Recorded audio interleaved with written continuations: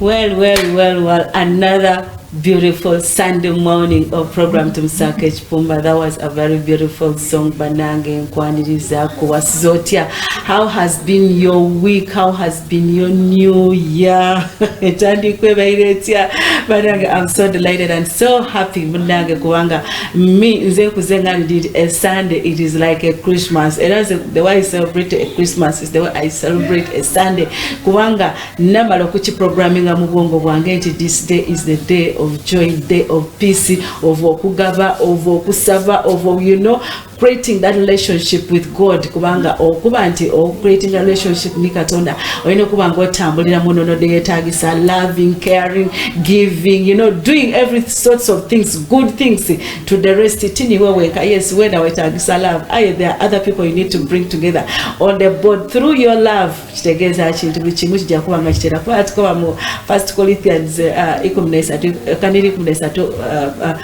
Corinthians chapter 13 verse 13 kalitukoba nti mubisatu love, hope, joy. It is all about love. So once you show love, everything with him kubanga omuntu ni waba wamunigire oleni wabanga yakwibye oleni wabanga yakuvumye waidukira ekigambo kyebeta love ojoko yagana ngo osoniwe oikaikaine ate obairo kidi nti bota soniwe wadema kuikaikana nti ate kabiri obo olikuletera kubulwaire na bizibu bindi bikweyongera okidi nti okulowooza ino oba okunigira omuntu bona obo olikuleta hormones dijada achuka omubiri gwadema kusanuka mwabamu ebisobolo vira ku okulwala obairo kiti kubanga toli kusanuka masoze ndo kuseka toli ditawo. Yes, someone will say badana bali ku TV oboneka bulungi oba banange. We also have problems.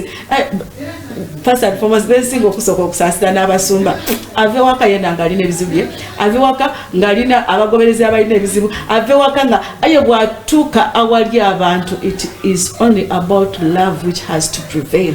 Bwatuka awali omukwano lako omukwano doba kuba nti awali amasanu osanukirawo awali era nakuwalirawo. So once we move in that trend banange, that is the relationship jetuli kwenda tubenga tamuzani Katonda kubanga the end time is now. When you look at the way things are moving, oh my God, I was hearing Bajetabatia, it was an audio aka video nga bali kwogera ku about omusumba the late TB Joshua.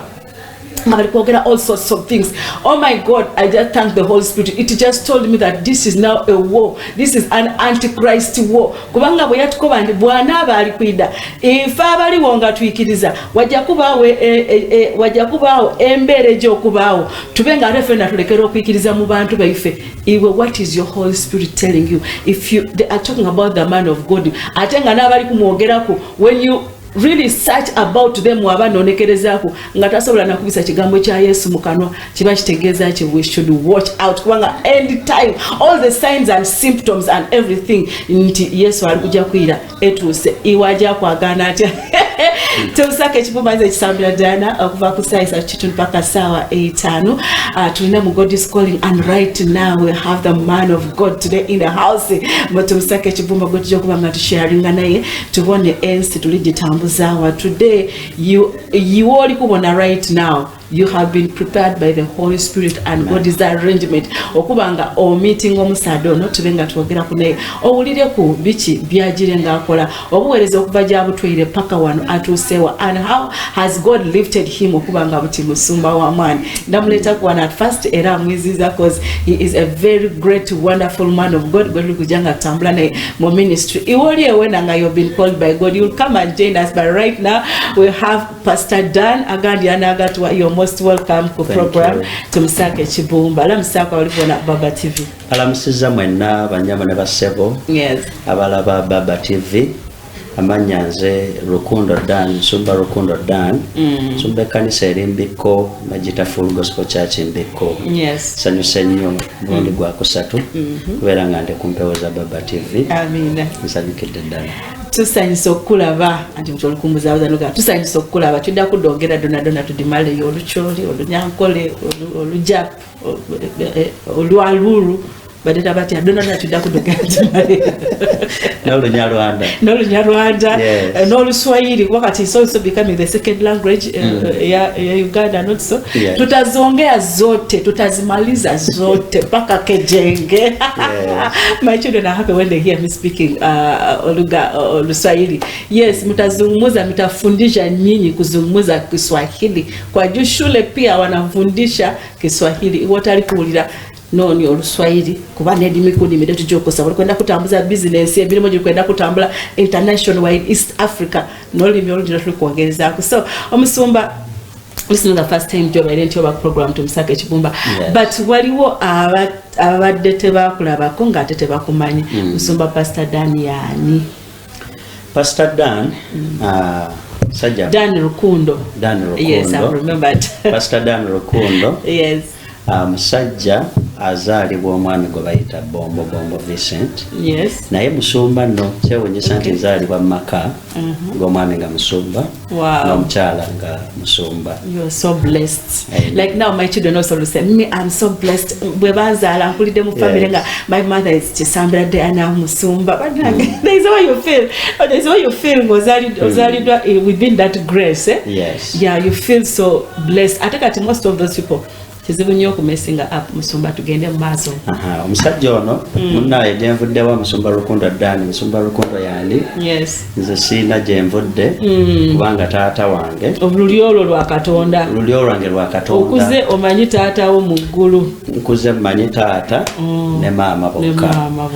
Olutalo olwali e Rwanda 1994 lwe lwabasengula ne bajje. Ne musomoka. Ne tusomoka. Naye kyobola bandi ebizibu ebimu we bituukawo tobyevuma kati singa swalwali lutalo olwo musumba Rukundo twandimulabye abantu balina okusumba yandibadde abafuna kubanga jjukira nti Mukama bw'ateeka ku nsi ateekako layini y'abantu abalina okugobera Rukundo balina okuyingiza mu buweereza bwa Katonda naawe saba Mukama ekyo kituukewo twagala okudduka ebizibu nate ebizibu twajja bidduka ebizibu bye bikuintroducinga to why you have been called in this world muduseeyo mu lutalo no nesanga munnange nga nzaaliddwa taata ne maama batalina gye nvudde mbabuuza jjajja aliwa kojja aliwa byonna tebabimanyi nebaza Katonda nti we nesanga nga nzaaliddwa mu famire etalina gye nvudde nga bonna tetubamanyi newabeerawo omusajja munnaye yatwagala ennyo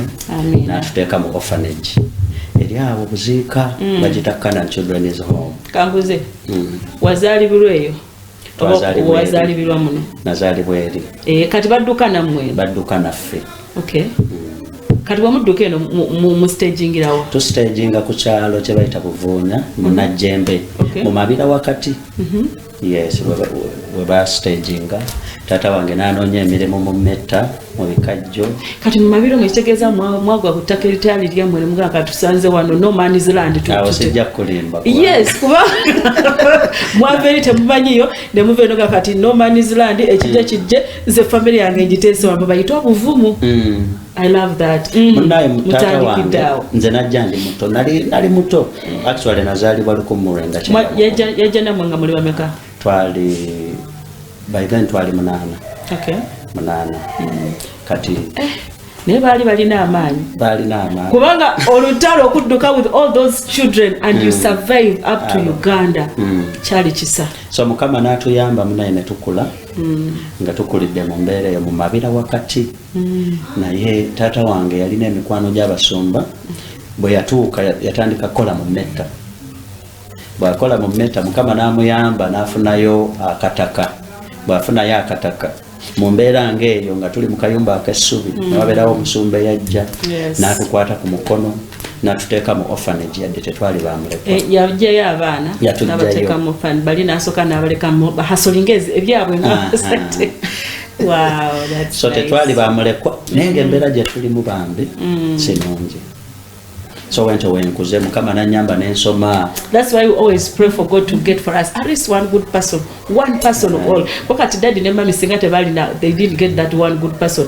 Bali balina ebizibu byabwe byebamala kati gatako eby'abaana kulya kulabirira kwambaza ate ne security mu mbeera egyo mwali, but it was only one person yajja n'agamba no, I have a solution. Wow, that was great. Omusumba mumujjukira? Omusumba oyo mumanyi era akyali mu bamwita Pastor Isaac Wagaba. Okay. Asumba ekkanisa eri mu town ya Jinja ku Mairo 2. Jinja Full Gospel Church Jinja. Mairo 2 Full Gospel Church. Yes, joyitako ng'ogenda bugenda eri ku kkubo kwennyini nno. Yes, I'm seeing it. Yes, ye musajja oyo eyali omuzira ekisa. Nakati akyaliwo Mukama amuwangaazizza. Amina. Kubanga ayambye abaana bangi. Amina. Naffe yatuyamba. Sumba Mukama akongera omukisa akugabirize n'ensigo ze zonna Hiob seeds and the blessings. Bonna babeere so blessed. Omanyi kati bye tukola kati tuba tusiga.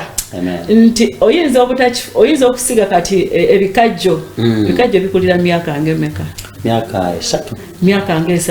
Naye ate emyaka 3 negigenda okuggwako gwe nga toliiwo wabisimba ng'olusi olinnya ennyonyi ovuddewo, naye ate abaliwo ne babikola ki? Ne babifunamu. The things we do tomorrow are the things we benefit for tomorrow. For the things we do today are the things we are to benefiting for tomorrow. So iwoli eyo ngoliko bambo mu myaka nga 5 ndikwenda kuba nga ndi mugaiga, olikwenda kuba nga oli mugaiga saawa eno bw'ofuna 10 olitereka ku enusu 10. Mwida kuba ombo abantu balogo, abantu baibya, abantu batukoze but you are not putting your brains into the proper line join okutambulirizamu. Wa mukwa Katonda yako bajatu, but he gave us yatuko go and work. Yes, Musumba. Onaye n'omusajja oyo n'atukuza. Yes. Paka 2010. Awo nga nfusa omusajja. Nali maze senior 4. Kambuzo tegedde kya Katonda ali wakulira mu family nga ya Katonda. Onaye omusajja oyo yatutwala. Yes. Batuyigirizanga Katonda kumacha kusaba lwaggulo nga tuvuga kusaba nenkulira mu church. Munenze natandika okuweereza nga nina emyaka 8.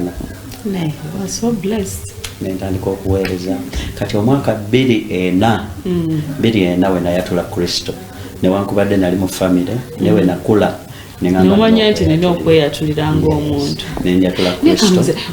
Lwaki ffe tubeera n'abaana nga tukulidde mu Katonda they take long to realize balina okwatula? Kiki ekikireetera ekyo? Abaana newankubadde oli mulokole muzadde waabwe olina okutwala eddaala okubasomesa. Kubanga obulokole tetuzaalibwa nabwo, obulokole tubufuna nga tukuze. Yes. Ate nga tolina mukaka nti owaayo gendo yatule gendo lokoke. Alina kwezuulira. Omulimu munene nnyo. Yes. Munene nnyo kubanga kati abalala mu kyakyo oyinza obbagamba bannaye aliyo bwenna jangu osalewo olokoke. Oli n'asala naye kati ate owo tosobola muga nti owaayo. Naye walokoka gendo olokoke jaga awaayo nina okwesalirawo. Which is not easy. So musurvivinze bwe mutyo otandise okuweereza 2024 2010. Kati ensoma bwemwali mu that orphanage bali basomesa? Bali batusomesa nga batuvuga ne batwala kusome. Twali baana bangi nno naye nga alina kitraka kituvuga ku makya ne kituleeta nga tubeerewo ku baana nga 10. What? Yes, nga batuleeta ku makya ne batuzaayo primary nasomera ku St. Moses Primary School liri awo Bukaya. Namala secondary. Kati mwenna bali batwalanga ku one school nga mbeera ku ssomero erimu? Yes. Lyali lya n'essomero? Essomero lyali ly'aba missionaries nabo likyali wawe Bukaya. Lyali aba missionaries naye nga balina engeri gye bamukolamu n'atusomesa. Likyaliwo nga providing those same services? Yes. Just connecting up with one of them to mchazeeko wano watubulira how akikola atya for all those years n'okukimaintaininga kubanga abasinga abantu abangi bagenze nnyo ne beerimbika mu bintu ebyo and at the end of the day results zetufuna si nnungi, but if the results they have people like you who are still serving God, which means the work they are doing is a recommendable job. Yes, bakoze omulimu munene era abaana bangi bayitidde mu mikono gyabwe. So nensoma bwentyo kama nanyamba ne senior 4 nenjimala bwemala bwentyo senior 4 naga kati munayo okuze okuddayo mu kyalo senior 4 okuze ayikozayo mu kyalo nenzirayo munayo wakiriza nga toyisobola gana nga go wali hambo nga bakuwa omufaliso already kye walimuko ne bakugamba nti kati ddayo nenzira mu kyalo kati challenge nafuna mu kyalo ngo inakera ku macha mama naga munedani kera ku macha kwata enkumbi tugenda kulima nakwata enkumbi ne mugenda ne mulima ne mukama yanyamba nti bwe namala ne bankubira essimu ne bampita nga bagenda tukwatirako ekitundu ku sente zolina sasula mu senior 5. Okay, somero kyerero zetuzeeko. Kati nali ngenze Mukono Countryside College. Okay. Mukono ngenda mu boarding. Bwe ngenda mu boarding mukama nanyamba ne mpita naye ng'okusasula ngeri bakuwaayo kitundu. Kati ekitundu ekyo wakola kyo kigira kuba kati eno ewaka era ebintu byali nga wabireka bwe biri. Kati how did you survive with that half fee? Mukama yampa amagezi ne ngamba okumalako nina kusoma nnyo nfune basale kubanga mzee wange nga talina sente ne mama nga talina sente ba peasants kati yali akuze munenge byebikajjo takyabisobola nebikajjo mwali mujamu meka by then nga ebikajjo bamusasula by then bali babawo 13 olunaku 13 akomewo aliseeka abaana koleki nenga bambi bwasumba yakikolanga nga bwasumba amina ne mukama mwesigwa nensoma munaye ne malako kati nali nkyali mu senior 5 ne wabeerawo omu ku bazungu abali mu orphanage ng'anoonya abaana abava mu orphanage nga tebannamala n'essomo nange bwe nafunira akasimu nali mmazeeko senior 5 nga batuyita munaye Dani waliwo omuzungu abanoonya amunaye nenfuna omukisa ogusoma noddayo ne bakusomesa senior 5 senior 6 nengisoma senior 6 bweggwa mukama nanyamba nenfuna government scholarship amina omuzungu nemuwawulako nga wow oyitibwa otya okutuuka okubeera omusumba? Bwe mala university awo nali sikyali mu kyalo nga kati awo manyi bw'okulaakulamo oyiiya ng'omusajja nali kunnayiraawo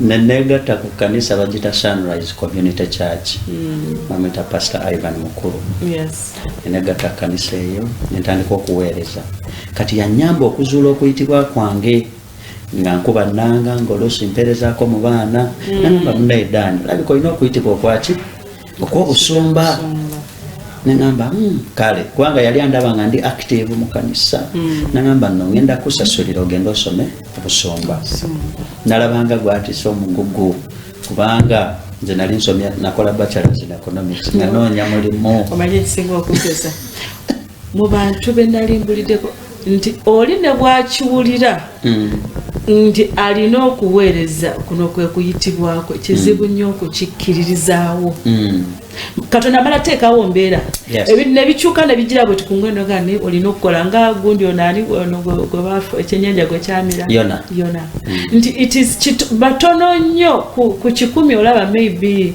ndowooza 10 bebakkiririzaawo their calling naye obula okugamba nti kati tuvuddeyo Diana ogenda kubeera musumba wa church osooka n'okubiramu ekifaananyi n'oimagine nga abantu bo n'osooka n'olaba abasumba bwe bayiseemu n'osooka n'olaba abantu engeri gyagenda okwo kati waliwo church eno gye twali tulabanga edda taata wange atuzaala tuli baana 8 naye nga waliwo church 2 waliwo church eriko olubaawo nga olubaawo taata alusitula bw'ati kati ng'oli alinako family y'abantu nga 4 ng'omusajja asobola gisitula ne wabeerawo oli yali yazaala nnyo ng'abaana bangi naye nga taata alimu wakati bw'ati ng'olubaawo noluyiike noluyika omugugu nga munene nnyo nga bali kwogera about family planning kati buliwo bakugamba nti ogenda kubeera kyaki nosooka n'otunulira omugugu ogwo omunene gwonna ogw'abantu bonna ogenda kikola otya togandeda kino sikikkiriza neziruka kati gwe okkiriza otya nti kati bampise what really happened kati era wawulira otya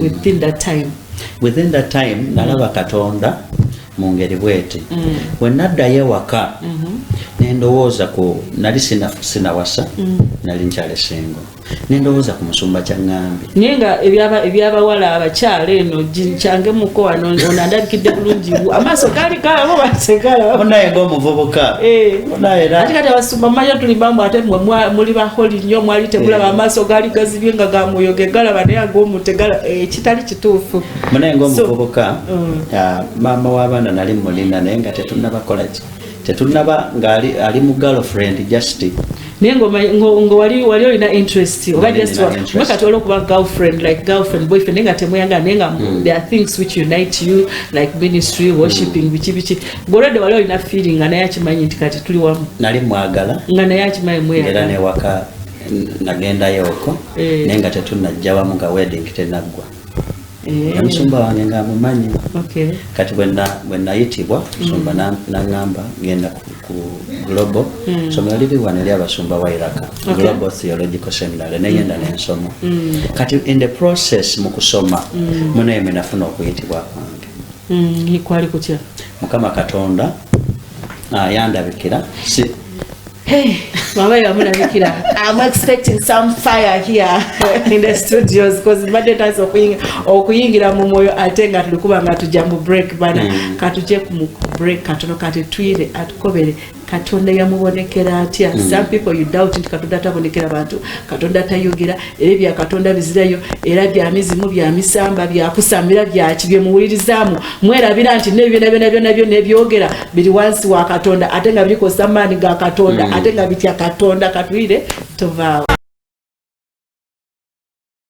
Yes, welcome back from that short break. Program to Sake Chibumaninze Chisamira Dana. We are together with Pastor Rukundo Dan in the house. Muka segment yakakobante God is calling. Okwetebwa kwa Katonda.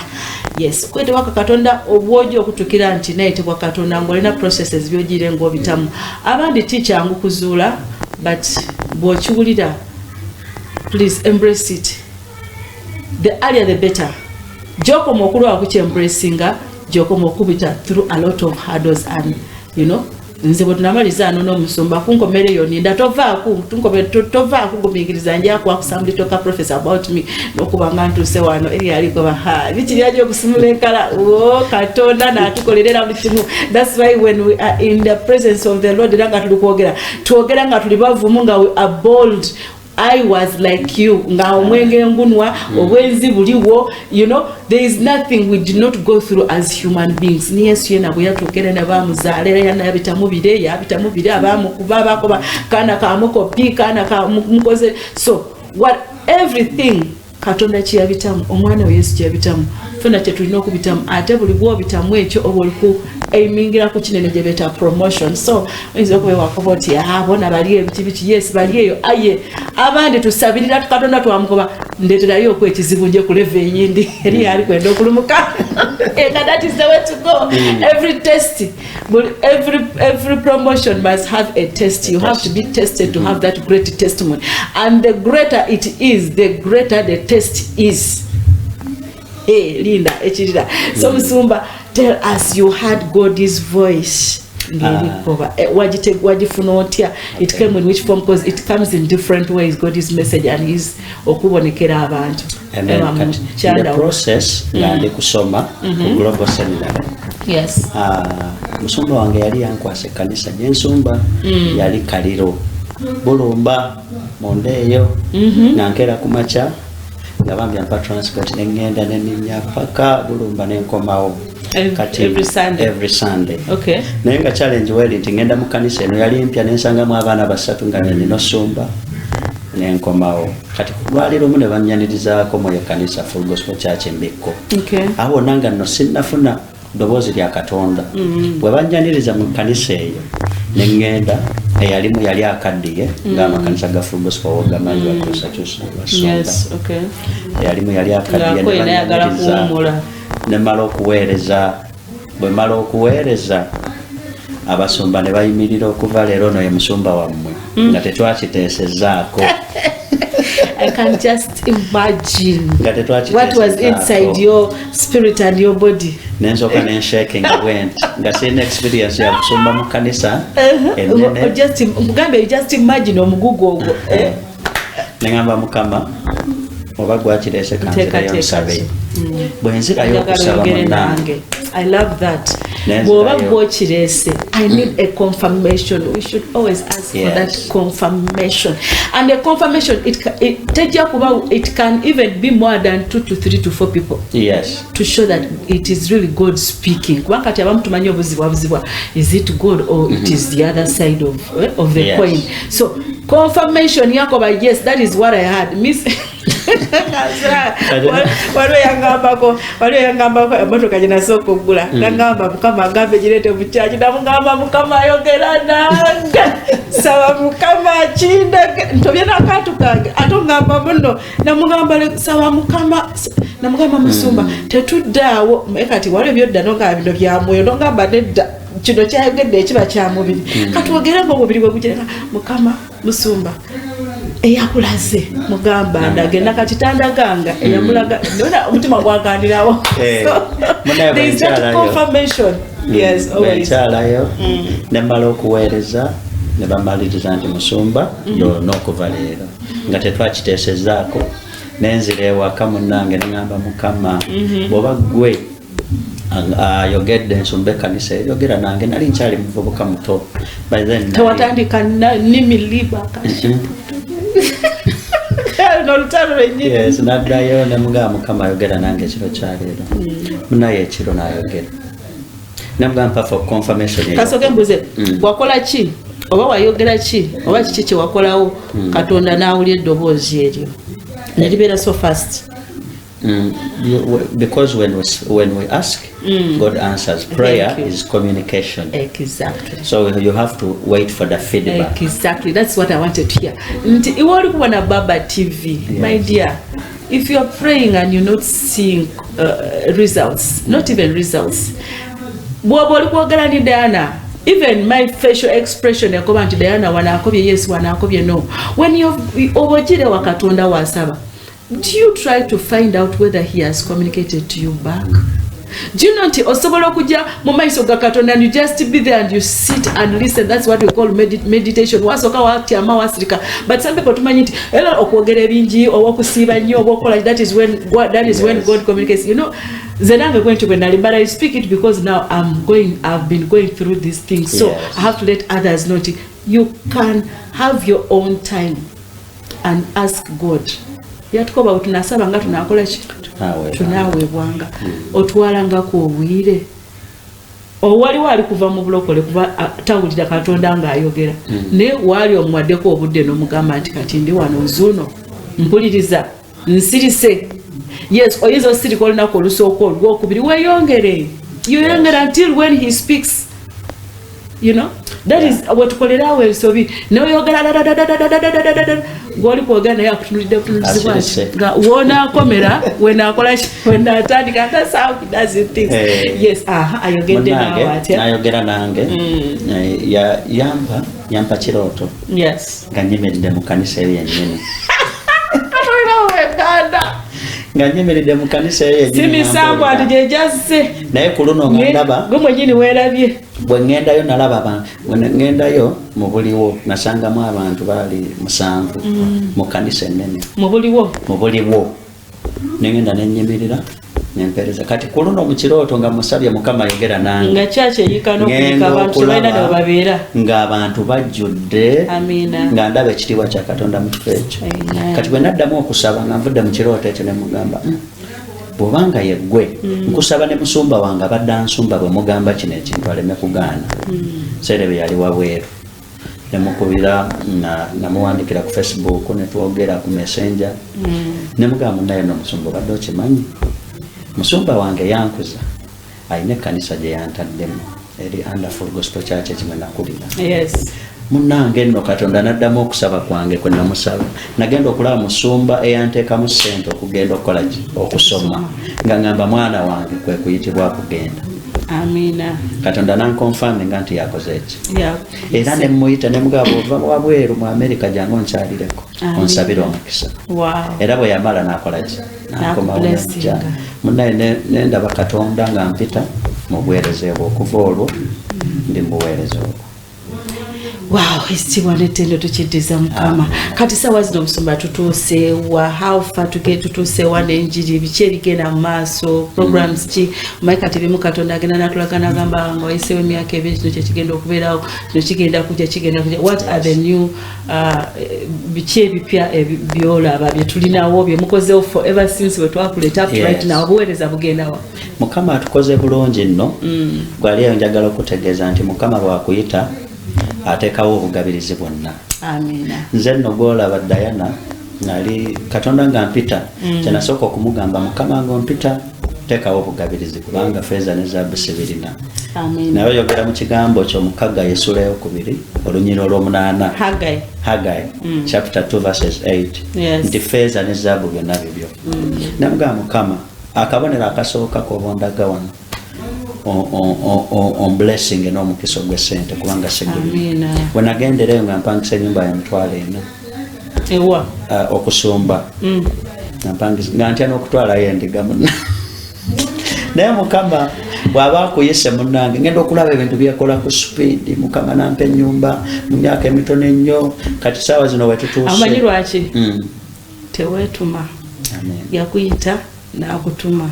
Abasinga obungi what I know we are struggling because there is an element or that level gye twabuuka. Yes, he has called you, but after calling you, did he tell you this is what I'm sending you to do as a minister?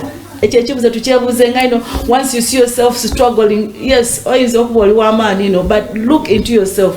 Was I sent? And if I was sent, I was sent to do what? Specifically what? Osanga omusumba nga ali mu prophecy, ali mu gundi, ali mu gundi, ali mu gundi nga all the ministry zonna ziyingira. Naye ng'olaba nti waliwo by'alina okuleka akole ebyo. Kyolwa twasomanga edda nga batugamba specialization. Okola ekyo ky'owulira nti ky'olinamu amaanyi. Kiri ky'otasobola n'okirekera. Kuba wabeerawo omulala akola ki? Nenosenga ali mu kino, ali mu charity, ali mu kiri, ali mu kiri, ali mu orphanages. You find you are having a lot of things and a lot at the end of the day. You are sending yourself to do what you are not sent. But bw'eba bakutumira baga nti kino kye bakutumidde, he is telling us God started providing everything. Mukama n'atandika okungabirira. Amina. N'atandika ekkanisa yali entono ne tugigaziya myaka emitono nnyo. Amina. Ne tulabanga ne gye tuzimbye gye tugaziyizza tetunajjaamu. Kiri ekifaananyi kye yakulaga nti it was overflow. Wow. Gye tugaziyizza nga tetukyajjaamu era kati Mukama atukoze bulungi twatandise omusingi ogw'ekkanisa ennene. Guli kugenda tuuka kuwendole. Glory be to God is providing. Amen. Wow, that's great. Katonda bw'akuyita njagala okwogera naawe ali eyo nti Katonda bw'akuyita ateekawo obugabirizi bwonna ate tayita beetegese wabula baayita abo nga tebanneetegeka ye mwennyini yabategeka ne batuuka n'omutindo. Nze yampita ndi mwana muto ne Mukama agenza ntendeka era mu mwaka gwa 2021 mu Njeru we baali balonda abakulembera abasumba. Munaye ne balaba omuvubuka omuto nga Katonda mutaddeko feva ne banfuula okubeera vice chairperson w'abasumba mu Njeru yonna. Ekitiibwa n'ettendo kiddiza Mukama olwa Kristo n'omulimu Mukama gwe yali ankoze. So kati Mukama atukoze bulungi ekkanisa Mukama agitwala mu maaso lw'okubanga nnemedde ku mazima. Tusomesa amazima nga Full Gospel Church Mbeko. Tusomesa ekigambo eky'amazima. Katonda ky'atatugambye tetukikola. Timwetumiikiriza. Wow, that is great. So apart from that, new developments. Kati ogambye church wetuuse tugenda ku seeding kati bagita bati? No, tugenda ku window level. Tugenda ku window level. Nekati pa abakyala tubiddusa mangu nze njagala nejira wali wansi tuguddeyo kati tujja ku mabaati. Yes, naye nga tetunazimba kanisa Mukama twatandikawo essomero okuyamba ku community. Waliwo essomero era balita Shalom ayita mu Mbeko zola owulira obupande kulaba akapande ka Shalom Nursery and Primary School. Ako Mukama wenajja Mukama n'atuwa obusobozi n'oteekawo essomero eryo era liri ku kanisa awo. Wali Embiko Mukama atuwadde omukisa ku kanisa waliwo essomero osobola okuleeta omwana ne tumuyamba ku bisale ebitono. Mbadde ndowooza nti full time nti awe ba full time wano Shadrack producer sinza ali muteesemu kunsala ssente zange ng'akuba akalango naye bw'okuba kuyamba nga mulimu omukono oguyamba osasulako ekitundu n'olina sasulako ekitundu. That is nice kubanga abazadde bangi nnyo by the way these days tekuli mbu ono yazaala bangi mbu ono yazaala batono n'alina omwana omu ababiri osanga embeera ng'ekoze eki nga esibye naye mu mbeera ng'eyo as he has said take there your children. Yes. Lisangibwa Mbeko na Moya zone. Kasito otuuka mu Kisogo yambukako katono. N'otuuka diva ku level kipaka wa. Olwokubanga twalitandika mwaka guwedde. Liva ku baby paka primary 2. Nenga Mukama atuwadde omukisa ettaka tulina tugenda kuzimba paka P7. Amen. Bw'otuwa omwana wo nga muto tujja kutambula naye mpola paka P7. Tulina ebirooto bingi. Amina. Amina. Wow, that is great. Ate waliwo nalabye gundi nga ndikulaba Justin. Kali kuja tukyalirako. By the way, nino muleta wano. That is my sister. Mwine ngeje muli kukutambuwereza ne muzize ne mabega nenze nja besi bako. Wakati olwedde otubulira byonna byotubulira tonna ze kaposta nakalabye.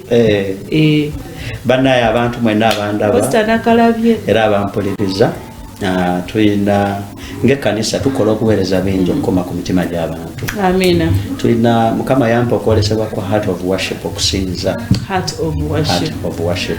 Monjeru. Mwoyo gw'okusinza. Mwoyo gw'okusinza, omutima ogw'okusinza. Amen. Kubanga bwe tusinza tukoma ku mutima gwa Katonda. Bannange, nze nkugambye olaba omwoyo gw'okusinza. I discovered omwoyo w'amagezi yakimpa. That was last year nga tuyingira mu this year. Wow. I'm like praying and fasting to be Sazamu 2024 bino bichi. The Holy Spirit just told me, Diana, don't speak anything, just praise and worship. And things are going to work. Oh my God. Within a week, I received the first miracle. Naye ngambadde nsava emizimu nengisala mu gy'obeera nze nina amaanyi agasindika omuliro ogwokya gy'obeera nze nina obyokya kyokka ng'ate tugamba nti sitaani abeera mu mwoyo naye omwokye leero ne luli omwokye taggwaawo oli mwokya pakadi. The voice just told me just to praise and worship. Omanye kati bw'owulira ekintu ng'ekyo kati fe abaasoma ogenda ku Google n'ogenda wa n'onoonyaako abaweereza abala. What do they say about it? Oh my God, there is power and anointing in praising and worshiping. What you cannot speak a word, just put on music. Zendoza nabe wange banansonyiwa badibba banatera gambo no mwana yabachi ntuke kiseera nga bintabuseko netekako my system mundu omwo ne nkuba muziki gwange nengutekako kiro kyonna wenzire ngulubwe nti nga because there is a way you feel that there is a new life in you being released. Worship okusinza kyakulwanyisa. Yes, worship is a weapon. Era kyo singa tukibuulira nnyaba nze olaba kati olaba today tuli wano naye mpulira mu mwoyo natera kuvaako nzirukeri kuba njagala nensanga era tosobola kulwako tano praise and worship njagala nensanga nga ndi eri kuba bwe mba sihavize praise and worship ekigambo kye bagenda okubuulira kibeerako sita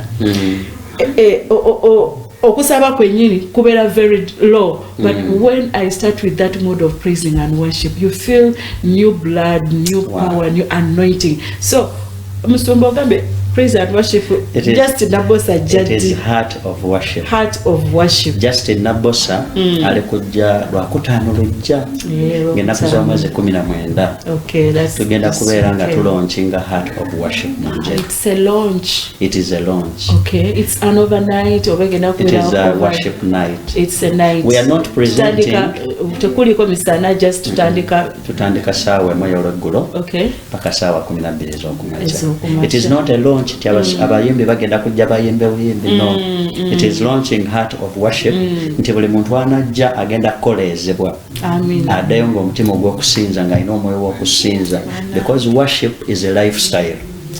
Kati olina okubeera n'ennyonta eri esinza Katonda ebintu byekolera. And also buli bw'owulira nga your prayer life is down. Please just come and join this. Ate just nabosa my sister, she's my young sister. Let me ask Neda mujja kumbala emyaka, but anyway she's my young, she's my old. Tukireka. Kati agenda kubaawo. Oidi edebadajo kweba banange she is a great worship and others. If you feel your prayer life is down, my sister, my brother, niwo bamusumba, just go and disguise yourself. Bina byamataye byamasutu, just put on your casual wear. Joti amenyo meyo, just go and join this oh my God, you'll never regret for the rest of your life. Stani agenda n'ateekawo emisanvu n'olabanga okusaba kugenda kuka naye buli bw'odda mu kusaba mu kuyimba mu kumutendereza amafuta gagenda negeeyongera n'oddamu obupya okolezebwa buto ekigambo wedda kiyagala okukozesa naye nze siri Muganda ndi musoga baba mama musoga evukulanira mwendwa yesewo nzikiriza ndagirira ku bantu ova mu tawuni otuuka olinnya takisi z'embiko n'oviiramu mu Kisoga noyambuka awo katono nnyo meters nga 3 ojja kuba otuuse ku kyaki yes tukwaniriza ayagala okukolezebwa mu kusinza tukwaniriza ojja tusinze wamu naku z'omwezi nga 19 wiiki ejja tujja tandika essaawa 12 ez'akawungeezi paka ku makya kama ajja kukola obulungi ndabyeko Katonda ng'asumulula ndabyeko Katonda ng'awonya ne kansa mu kusinza mu kusinza mu kusaba Katonda asumulula buli mulwadde Mukama agenda kukomako ekiro ekyo mu linnya lya Yesu. Apart from just Nabosa, tulina abayimbi abalala tulinayo omuyimbi gwe bayita Theolin Katelega abantebe ne Mukama ffenna tuli basinza tetuleeta bano abasinza ab'amaanyi olw'okuba basinza nnyo naye ffenna bajja ne batukoleeza ffenna ffenna tukoleera so naawe oli musinza jangu tusinze ffenna Mukama agenda kukomako mu ngeri ey'enjawulo era agenda kulwanira ng'omwaka gutandika kino Katonda yakireese nga kya mukisa kubanga omwaka guno entandikwa editamininga enkomero kati bwe tutandika n'omutima ogw'okusinza tugenda kumalako omwaka kale kitegeeza ffe abatandika omwaka nga tuli maziga tugenda mbaliza maziga musomba osobola okuziiza amaziga n'ojja amaziga go n'ogafuula okusinza n'ogafuula okusinza kati awo mbadde neraliikiridde naye ebigambo ebyo ebyogera batugamba amu n'akamwa kano omuntu oyinza okutandika omwaka ng'oli kuba amaziga agawedde emirimu kati mutuufu ngenda otuliramu gino emyezi gyonna ngenda kukaaba bukaabi no Bayibuli agamba nti okukaaba kuyinza okubeerawo ekiro kyonna n'essanyu lijja ku makya essanyu lijja ku makya kati osanga nga Mukama aleese okusinza kuno abeerako n'abantu bayamba nkusaba tosubwa ne bw'obanga totegeerayo nga mmaliriza nja kuwa enamba y'essimu ojja kuba bakulagirire Mukama ajja kuleeta era ajja kusumulula tetugenda kusasula kusasula kwa bwereere wabeerayoko ne kacyayi anti empewo ekiro era n'okulya Mukama ajja tukola obulungi tutegese Mukama abayimbi abakubi b'ebyuma abasinza tugenda kusinza Mukama ate kalize bwe mbanga nze ndi worshipa ninga kanzije presenting muba munanzikiriza obolode mulina abamu olwedde abali communicating nga bukyali kwa kuno kino si kivulu kuno kusaba kusinza Katonda ate buli omu musinza nga bwe mbagambye buli omu musinza kati bwe communicating nga bukyali era n'abayimbi b'omujinja tubayita mwenna aba gospel tubayita ba Rojamat Baraka baani mwenna mujja tusinze Katonda mu linnya lya Yesu Kristo. Amina. Mwenna babayise mujje tu joining it causing a revival in the place. Eno bwe tukuma ekyoto iwe wakuma ekyoto ono yakuma ekyoto ole yakuma ekyoto nga tuli kikumira mu linnya lya Katonda kiba kitegeeza nti tulina amaanyi ge tuli kufunza okidi nti eri amaanyi agali awo gonga gayitaka kwegamba nga nga bwokoba nti eivukula eri yejayo eidinda eri yejawo nti aye kire ekyoto bwe kikuma kino kyakumala ejejiri awe jetambu mbusimaine jawamba idinda there will be no more okusinza obusinze oh my God there is a story twakuba obwire bwere obusumba yo story jemba njoba etaje nawulira kuko yali muno mwidinda and it was all formed with musumba yali mulala ayenga ate alina abachala 20 of them batandika okola that covenant prayer. Oh my God, one time I'll come and preach about it and tell you about a covenant prayer. And you make that covenant prayer over something. Oh my God, nibwali basita ningola mutenda atya ezidavaja kuba megana, but because they were praising and worshiping the Almighty God. Musumba mudachika tisigari entono tukwenda osibule sawa diweireyo tuwe bigambo bisembayo nga bosibula abalabi ba Baba TV nebaza Katonda kulo mukisa guno ntyondabako ku TV nze ndi bujulizi munnange mpise wala newankubadde nkyali musumba mutone mpise mu bingi njagala okutegeeza nti Katonda mwesigwa oyinza okuba oyita mu mbeera I remember in season 1 in your God is calling there was a lot they missed mpise mu bizibu bingi ne Katonda asigala ali mwesigwa. Amen. Bible etugamba mu Yobu nti omuti negutemebwa wabeerawo essuubi eri omuti ogwo okuddamu okubala nate. Njagala kwogera eri mukyala gwe nga mmaliriza nga nkusiibula Katonda w'amaanyi bw'ali eyo nga towanga Kristo Yesu bulamu bwo nkusaba mu kusinza kuno jangu Mukama agenda kukola obulungi era ojja kuvaayo ng'olabye ku kitiibwa kya Katonda era okkirize Kristo Yesu okubeera omulokozi wo kubanga mu Kristo mwe muli obulamu. Bible egamba nti alina Kristo alina obulamu atalina Yesu talina bulamu. Njagala okutegeeza nti mu Kristo mwenfunidde emirembe, mu Kristo mwenfunidde essanyu, mu Kristo mwenfunidde byonna bye nnina. N'olwekyo gwali eyo ng'oyita mu mbeera Kristo Yesu ye ansa eri gwe mukyala gwe eri mwami gwe ayita mu bizibu. Kkiriza Kristo ogenda kulaba essanyu mu bulokozi, ogenda kulaba essanyu mu bulamu bwo. Mukama bampeera omukisa mbaaniriza. Tulina services 2 ku kanisa Full Gospel Church Mbiko. Tulina service esooka ku makya ssaawa 1 paka ssaawa 3. Service eyokubiri atandika ssaawa 4 paka 6. Kama akuwa omukisa gwayagala endagiriro eya worship night ojja kuba ku namba 0789 5 4 kanjiddemu 0789 5 4 naye Airtel 0759 5 4 nawe oyagala okusabirako ojja kuba ku namba eyo. Mukama bampeera omukisa mbaagala nnyo mu linnya lya Yesu Kristo mwana Katonda omulamu. Wow, thank you so much Musumba Dan. Mukama akuwa omukisa akwirize webale kwida tukyaliranga kuti mutusuliranga. By the way liyo n'abandi bena interviewinga kweyiranga nerabira you still come back, you still give me a call kubanga okuwereza Mukama it is a team. Ejinamiko ntijagayaga buli mukono gwonna kye gukola nze nkole kyange we nawakola aye tujanga twebitabita mutyo twasigala nga tulikuwereza kubanga guno omwaka banange mwaka gwa restoration.